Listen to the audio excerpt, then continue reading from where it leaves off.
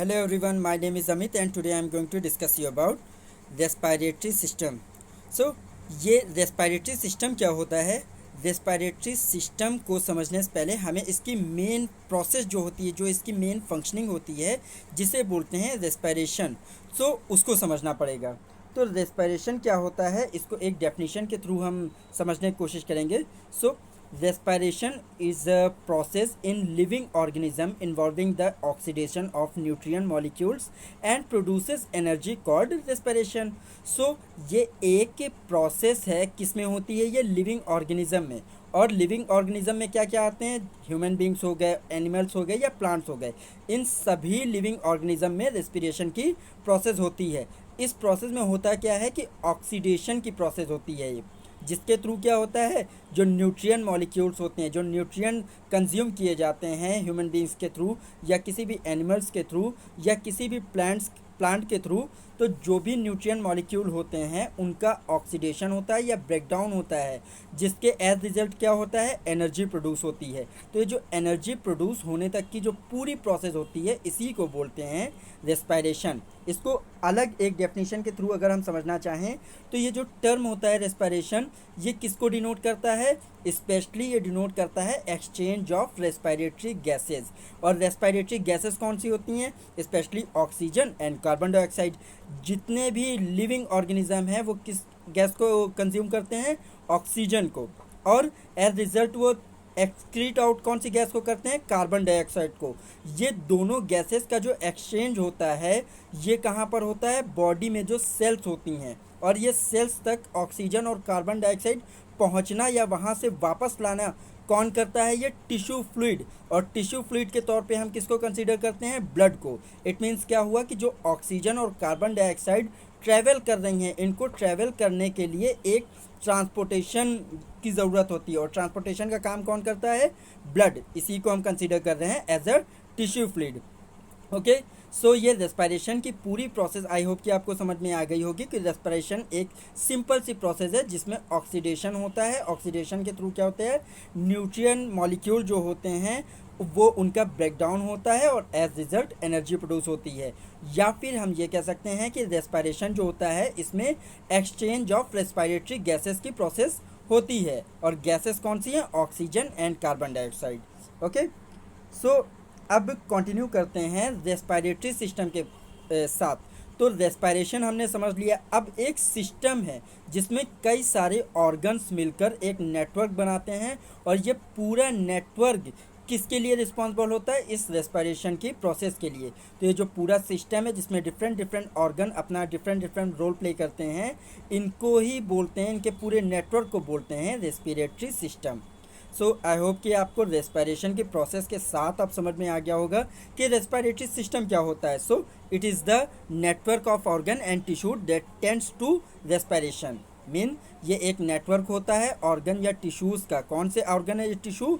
जो रेस्पिरेशन की प्रोसेस में स्पेशली तौर पे इन्वॉल्व होते हैं। ठीक है, सो उन्हीं के नेटवर्क को बोलते हैं रेस्पिरेटरी सिस्टम। अब इसमें क्या क्या इंक्लूड होता है? जो डिफरेंट ऑर्गन मैंने आपको बताया, तो इसमें क्या क्या हो सकता है? एयरवेज, ठीक है, जिनमें ये जो गैसेस हैं जैसे कि ऑक्सीजन हो गई या कार्बन डाइऑक्साइड होती है, ये ट्रैवल कर रही हैं। तो ये कुछ पैसेज वे हैं या एयर वे हैं, ये कई सारे इनमें अलग अलग ऑर्गन्स इन्वॉल्व होते हैं। और सबसे इसका जो मेन फंक्शनल ऑर्गन होता है जिसको बोलते हैं लंग्स। ये लंग्स जो होता है पूरे रेस्पिरेटरी सिस्टम के लिए रिस्पॉन्सिबल ऑर्गन होता है। बट लंग्स के अंदर भी कुछ टाइनी से स्ट्रक्चर्स होते हैं जो इस पूरी रेस्पिरेशन की प्रोसेस को फॉलो करते हैं, ओके, या प्रोसेस करते हैं। इसके अलावा इसमें क्या होता है? Blood vessel. अगर ब्लड वेसल नहीं होंगी तो ऑक्सीजन या कार्बन डाइऑक्साइड ट्रैवल किसके थ्रू करेगी और ये टिश्यूज़ तक कैसे पहुंचेगी? सो मैंने आपको बताया कि जो ब्लड होता है वो एक तरह के ट्रांसपोर्टर का काम करता है, जिसके थ्रू ऑक्सीजन टिश्यूज़ तक पहुंचती है और टिश्यूज़ से वापस जो वेस्ट कार्बन डाइऑक्साइड होती है वो वापस वेस्ट मटेरियल के तौर पे बॉडी से बाहर होती है। These parts work together to move oxygen throughout the body and clean out waste gases like carbon dioxide। जो मैंने अभी आपको बताया कि ऑक्सीजन जो है वो बॉडी में यूज़ होती है और जो वेस्ट गैस होती है उसको क्लीन किया जाता है किसके थ्रू? इसी रेस्पिरेशन सिस्टम के थ्रू। ओके, सो इसके फंक्शन क्या क्या होते हैं। सो सबसे पहला फंक्शन तो हमने इसके नाम से ही जान लिया कि ये रेस्पिरेटरी सिस्टम किस लिए मेजरली रिस्पॉन्सिबल है, रेस्पिरेशन की प्रोसेस के लिए। सो रेस्पिरेशन की प्रोसेस में कौन सी गैसेस इन्वॉल्व हो रही हैं, स्पेशली तौर पे ऑक्सीजन एंड कार्बन डाइऑक्साइड। इसके अलावा भी कई सारी गैसेस जो इन्वायरमेंट में घुली हुई होती हैं वो भी कंज्यूम होती हैं, बट बॉडी को या सेल को ग्रोथ के लिए या फिर न्यूट्रिएंट को मॉलिक्यूल जो होते हैं उनसे एनर्जी प्रोड्यूस करने के लिए केवल एक ही गैस रिस्पॉन्सिबल होती है, वो होती है ऑक्सीजन। ठीक है, जो ब्लड के थ्रू ट्रांसपोर्ट होती है सेल्स तक। Okay, so provides oxygen to tissues and excrete carbon dioxide. Oxygen जो है जो सेल ग्रोथ के लिए रिस्पॉन्सिबल है वो टिश्यूज़ में कंज्यूम हो जाती है, और जो वेस्ट गैस होती है जिसे हम कार्बन डाइऑक्साइड बोलते हैं वो उसी ब्लड के थ्रू वापस बॉडी से बाहर हो जाती है। दूसरा क्या इसका सिस्टम फंक्शन होता है, excretion of volatile substances like ammonia and alcohol. जब कोई अल्कोहल कंज्यूम करता है या फिर बॉडी के अंदर कॉन्टिन्यूसली अमोनिया का प्रोडक्शन होता रहता है। अमोनिया प्रोडक्शन कैसे होता है, जो भी न्यूट्रिएंट्स खाए जाते हैं जब उनका ब्रेकडाउन होता है तो अमोनिया गैस प्रोड्यूस होती है। तो इस अमोनिया को एक्सक्रीशन कैसे होता है, जब एक्सक्रीशन की प्रोसेस होती है, मीन कार्बन डाइऑक्साइड जब बॉडी से बाहर आती है तो उसी के साथ साथ ये वोलेटाइल सब्सटेंसेस या जो ये वोलेटाइल गैसेस हैं ये भी साथ में बाहर हो जाती हैं, जिनके थ्रू क्या क्या ट्रैवल करता है, जैसे अल्कोहल हो गया, अमोनिया हो गया, ये किसके साथ ट्रैवल कर रही है, कार्बन डाइऑक्साइड के साथ। ओके, सो इनका भी एक्सट्रिक्शन होता है। नेक्स्ट फंक्शन इसका क्या होता है, रेगुलेशन ऑफ टेम्परेचर।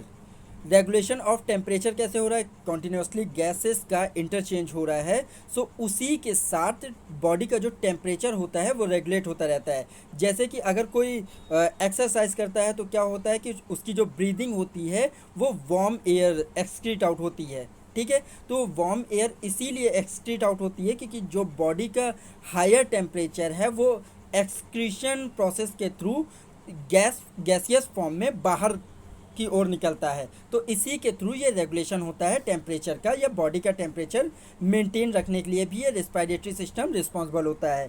नेक्स्ट क्या होता है फंक्शन इसका, supplying air to the larynx for voice production. जो वॉइस का प्रोडक्शन होता है ये किस ऑर्गन के थ्रू होता है, लैरिंग्स के थ्रू, जिसको हम वॉइस बॉक्स भी बोलते हैं। बट उस वॉइस बॉक्स में जब तक एयर का इंटरप्शन नहीं होगा या एयर का इन्वॉल्वमेंट नहीं होगा तब तक वॉइस का प्रोडक्शन नहीं हो सकता। तो ये रेस्पिरेटरी सिस्टम जो है इसी में ये लैरिंग्स का एक ऑर्गन जुड़ा रहता है जो कि वॉइस प्रोडक्शन के लिए एयर को सप्लाई करता है। नेक्स्ट फंक्शन इसका क्या है, regulation of water balance through excretion of water balance. So इसको हम एक एग्जांपल के थ्रू समझने की कोशिश करेंगे स्टूडेंट्स। जैसे कि आपने सर्दियों में देखा होगा कि क्या होता है, जब आप एक्सक्रीशन करते हैं तो एक्सक्रीटरी गैसेस जो होती हैं उनके साथ कुछ धुआं टाइप का दिखाई देता है। ठीक है, या अंदर से कोई फ्यूम टाइप का निकलता हुआ दिखाई देता है। तो वो फ्यूम क्या होता है, जो अंदर वाटर होता है या वाटर की छोटी छोटी ड्रॉपलेट्स होती हैं वो इन्हीं एक्सक्रीटरी गैसेस के साथ बाहर आती हैं। तो जो एक्सेस ऑफ वाटर होता है उसको रेगुलेट किया जाता है, या वाटर का बैलेंस होता है बॉडी के अंदर, उसके लिए भी ये रेस्पिरेटरी सिस्टम रिस्पॉन्सिबल होता है। ओके, अब इसका डिसोसिएशन जानते हैं कि इसको रेस्पिरेटरी ट्रैक्ट हम किसको बोल रहे हैं, मतलब जो इसका इनिशियल स्ट्रक्चर है, जैसे कि आपकी नोज़ से ये स्टार्ट होता है और जो विसरल ऑर्गन है जिसको हम लंग्स बोल रहे थे वहाँ तक ये पूरा रेस्पिरेटरी ट्रैक्ट होता है, जिसके थ्रू ट्रैक्ट क्या हो गया, एक पैसेज वे समझ लीजिए जिसके अंदर एयर ट्रेवल करती है। तो ये ट्रैक्ट दो पार्ट में डिवाइड किया गया है, या इसका डिसोसिएशन दो तरह से किया गया है। पहला कौन सा है, अपर रेस्पिरेटरी ट्रैक्ट। अपर का मतलब जो ऊपर है, मतलब this consist of the organ outside the chest cavity, मतलब वो ऑर्गन जो चेस्ट कैविटी के बाहर हैं उनको हम किस में कंसीडर करते हैं, अपर रेस्पिरेटरी ट्रैक्ट में। एग्जाम्पल क्या है इसका, सबसे विजिबल ऑर्गन जो होता है आउटसाइड द बॉडी, जैसे नोज़ हो गया। अगर इंटरनल ऑर्गन की ओर बढ़ें तो नोज़ के पीछे क्या जुड़ा हुआ होता है, एक ट्यूबुलर स्ट्रक्चर होता है जिसे हम फेरिंग्स बोलते हैं। उसके नीचे जो वॉइस बॉक्स होता है जिसे हम लैरिंग्स बोलते हैं। तो ये चेस्ट कैविटी के अंदर नहीं होते हैं, ये बाहर की ओर होते हैं। सो इनको किस कैटेगरी में डाला गया है, अपर रेस्पिरेटरी ट्रैक्ट वाली कैटेगरी में। इस तरह से इनको डिसोसिएट किया गया है। एंड जस्ट अपोजिट अगर लोअर रेस्पिरेटरी ट्रैक्ट की बात करें तो वो ऑर्गन जो चेस्ट कैविटी के अंदर कवर्ड रहते हैं, क्योंकि ये काफ़ी सेंसिटिव ऑर्गन होते हैं। जो आपका लंग्स होते हैं वो काफ़ी सेंसिटिव ऑर्गन्स होते हैं, तो उनको एक प्रोटेक्शन की ज़रूरत होती है। प्रोटेक्शन किस चीज़ से होना चाहिए? बाहरी इंजरी या डैमेज से। तो उसके लिए क्या होता है? एक केज बना होता है, उस केज को हम क्या बोलते हैं? Thoracic cage. तो उस केज के अंदर, या इसी को हम बोल रहे हैं चेस्ट कैविटी, इसी के अंदर जो जो ऑर्गन रहते हैं, जैसे कि लंग्स हो गया, ठीक है, ट्रैकिया हो गया, और ट्रैकिया लंग्स से जो आउटर ट्यूबिंग जुड़ी रहती है या पाइप लाइक स्ट्रक्चर कनेक्टेड रहते हैं, उनको बोलते हैं ब्रोंकाई। ये ब्रोंकाई जब आगे फर्दर ब्रांच्ड होते हैं तो उनको बोलते हैं ब्रोंकियोल्स। और लंग्स के अंदर कुछ एयर सैक्स होते हैं या एयर पॉकेट्स होते हैं, जिनके अंदर ये पूरी फिजियोलॉजी या पूरी रेस्पिरेशन की प्रोसेस परफॉर्म होती है, तो उनको बोलते हैं एल्वियोली ऑफ लंग्स। तो ये जितने भी एग्जाम्पल हैं, जैसे trachea, bronchi, bronchioles, lungs and alveoli of lungs, ये किस कैटेगरी में आते हैं? लोअर रेस्पिरेटरी ट्रैक की कैटेगरी में आते हैं। सो ये इसका रहा डिसोसिएशन। अब ऑर्गन्स की बात करते हैं, तो कौन कौन से ऑर्गन्स इन्वॉल्व होते हैं रेस्पिरेटरी सिस्टम के। सो इसके लिए मैंने एक डायग्राम यहाँ पर दिया हुआ है। तो यहाँ पर शुरुआत में हमको क्या दिखाई दे रहा है? शुरुआत में जहाँ से रेस्पिरेटरी सिस्टम शुरू हो रहा है उसको मैंने बताया नोज़ या फिर इंटरनल नोज़ को, इंटरनल पार्ट को हम क्या बोलते हैं? नेज़ल कैविटी, ठीक है। अब नोज़ के ही थ्रू ये जो एयर होती है, जो ऑक्सीजन है, ये बॉडी के अंदर एंटर करती है, ठीक है। इसके लिए एक ओपनिंग होती है जिसे बोलते हैं नॉस्ट्रिल। नॉस्ट्रिल कहाँ पर होते हैं? नोज़ पे, ठीक है। फिर जब ये अंदर जाता है, फर्दर स्ट्रक्चर डिवाइड होते हैं, तो अंदर एक एपिग्लॉटिस होता है। एपिग्लॉटिस क्या होता है? एक लिड टाइप का स्ट्रक्चर या एक ढक्कन समझ लीजिए। ये ढक्कन करता है क्या है कि फूड पार्टिकल्स को अलग पैसेज वे प्रोवाइड करता है, और जो एयर रहती है उसके लिए एक अलग रास्ता डिसाइड करता है। तो ये एक ढक्कन होता है, ठीक है, एपिग्लॉटिस। सो इसी ढक्कन के पीछे क्या रहता है? फेरिंक्स का स्ट्रक्चर रहता है। फेरिंक्स क्या है? एक ट्यूबुलर स्ट्रक्चर है। उसी फेरिंक्स के नीचे जब ये फर्दर ट्यूबिंग आगे बढ़ती है तो इसका नाम चेंज होता है, और वहाँ पर ये लैरिंक्स जुड़ता है। लैरिंक्स किस लिए रिस्पॉन्सिबल होता है? वॉइस के प्रोडक्शन के लिए। उसके आगे जब फर्दर कंटिन्यू करते हैं इसी ट्यूबिंग के साथ, तो उसको क्या बोलते हैं? ट्रैकिया। अब ये ट्रैकिया जाके फर्दर ब्रांच्ड होती है, कितने पार्ट्स में? 2 पार्ट में। जब ये 2 पार्ट में डिवाइड होती है तो इसको क्या बोलते हैं? ब्रोंकाई। यहाँ कहीं पे जो स्ट्रक्चर होगा, इसमें नाम नहीं दिया हुआ है, इसको बोलेंगे ब्रोंकाई। अब ये ब्रोंकाई जैसे ट्री की ब्रांचेस आपस में फर्दर ब्रांच्ड होती हैं, जैसे ये 2 ब्रांचेस आई, इस स्ट्रक्चर को बोल रहे हैं ब्रोंकाई। और ये फर्दर आगे जैसे ट्री की ब्रांचेस होती हैं, इस तरह से अगर डिसोसिएट होगी या ब्रांच्ड होगी तो इसको बोलेंगे ब्रोंकियोल्स। ये ब्रोंकियोल्स क्या करते हैं? एयर को लंग्स के अंदर पहुंचाने का काम करते हैं, ओके। सो अब एयर जब लंग्स के अंदर पहुंच जाती है तो उसके अंदर भी कुछ फंक्शनल यूनिट्स होती हैं। अगर आपके पास क्वेश्चन आता है कि what are the functional unit of respiratory system या लंग्स, तो आप क्या लिखेंगे? एल्वियोली, ठीक है। तो जो लंग्स की फंक्शनल यूनिट्स होती हैं या पूरे रेस्पिरेटरी सिस्टम की फंक्शनल यूनिट अगर होगी तो उसको बोलेंगे एल्वियोली ऑफ लंग्स, ठीक है। ये एल्वियोली ऑफ लंग्स करती क्या हैं? ये कुछ नहीं होते हैं, ये छोटे छोटे एयर पॉकेट्स होते हैं जिसके अंदर ये गैसियस एक्सचेंज होता है। गैसियस एक्सचेंज मतलब मैंने जो शुरुआत में आपको बताया कि ऑक्सीजन और कार्बन डाइऑक्साइड का जो इंटरचेंज हो रहा है आपस में, ठीक है। सो इस डायग्राम के थ्रू हमने जाना कि कहाँ पर कौन सा ऑर्गन प्रेजेंट होता है। सो इसको मैं फिर से जूम इन कर देता हूँ और अपने थ्योरिकल पार्ट के साथ कंटिन्यू करते हैं। सो डायग्राम में हमने देखा नेज़ल कैविटी। नेज़ल कैविटी क्या था? जो सबसे आउटर मोस्ट स्ट्रक्चर था, ठीक है, जिसको नोज़ बोल रहे थे। और नोज़ के अंदर भी कुछ स्ट्रक्चर या प्रोजेक्शंस होते हैं जिनको हम नेज़ल कॉन्चा बोलते हैं, ठीक है। फिर उसके पीछे क्या जुड़ा हुआ था? फेरिंग्स। फेरिंग्स मैंने बताया कि ये इसको थ्रोट भी बोलते हैं, ठीक है। ये कैसा होता है? एक ट्यूब टाइप का स्ट्रक्चर होता है, और ये क्या करता है? गेटवे एक होता है, ठीक है। ये एक रास्ता प्रोवाइड करता है। किसको किसको रास्ता प्रोवाइड करता है? फूड एंड एयर को। मतलब अगर फूड के पार्टिकल हैं तो दूसरी ट्यूबिंग में जाएंगे, और एयर के हैं तो रेस्पिरेटरी ट्रैक के साथ कंटिन्यू करेंगे। उसके बाद ये फर्दर जब डिसोसिएट होता है तो इसी ट्यूबिंग में एक अलग से ऑर्गन जो जुड़ा हुआ होता है उसको बोलते हैं लैरिंग्स। लैरिंग्स को क्या बोलते हैं? Voice box. ये किस लिए रिस्पॉन्सिबल होता है? वॉइस के प्रोडक्शन के लिए या साउंड के प्रोडक्शन के लिए। फिर फर्दर इसका जब कंटिन्यू करते हैं इसी ट्यूबिंग के साथ तो उसको क्या बोलते हैं? विंड पाइप, ठीक है। उसी का टेक्निकल नेम होता है ट्रैकिया, ठीक है। इसी के अंदर से जो ये गैसेज हैं ये ट्रैवल करती हैं, ठीक है। फिर ये आगे जब कंटिन्यू होता है तो किस में कन्वर्ट होता है, ब्रोंकाई एंड ब्रोंकियोल्स में।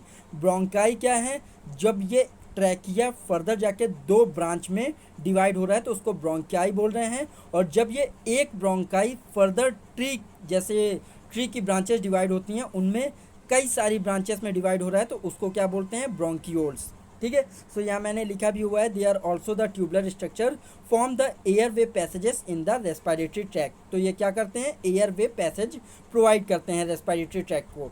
फिर उसके बाद जो इसका रिस्पॉन्सिबल ऑर्गन होता है पूरे रेस्पिरेटरी सिस्टम का, वो कौन सा है, लंग्स। लंग्स कितने होते हैं, दो होते हैं, एक लेफ्ट लंग एक right lung. Okay, so these are the main functional organ of the respiratory system. जितना भी ये गैसियस का इंटरचेंज हो रहा है या जितने भी ये रेस्पिरेशन की प्रोसेस में जो जो फंक्शन हो रहे हैं या जो जो प्रोसेस इन्वॉल्व हो रही हैं वो किसके थ्रू हो रही हैं, लंग्स के थ्रू। ठीक है, इसीलिए मैंने यहाँ पर लिखा हुआ है मेन फंक्शनल ऑर्गन। सो ये रेस्पिरेटरी सिस्टम का सबसे मेन फंक्शनल ऑर्गन होता है। और फिर उसके अंदर अगर फंक्शनल यूनिट्स की बात करेंगे लंग्स के अंदर की, ठीक है, तो उसमें कुछ एयर पॉकेट्स होते हैं जिन्हें बोलते हैं alveoli of lungs.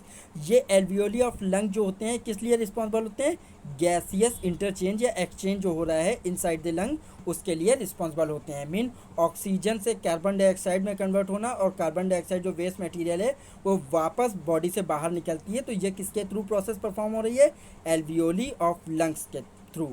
Okay, so I hope कि हमने सारे ऑर्गन्स के बारे में जाना, उनकी प्रेजेंस हमने देखी एक डायग्राम के थ्रू। सो आई होप कि आपको अच्छे समझ में आया होगा इसका इंट्रोडक्शन। So thank you.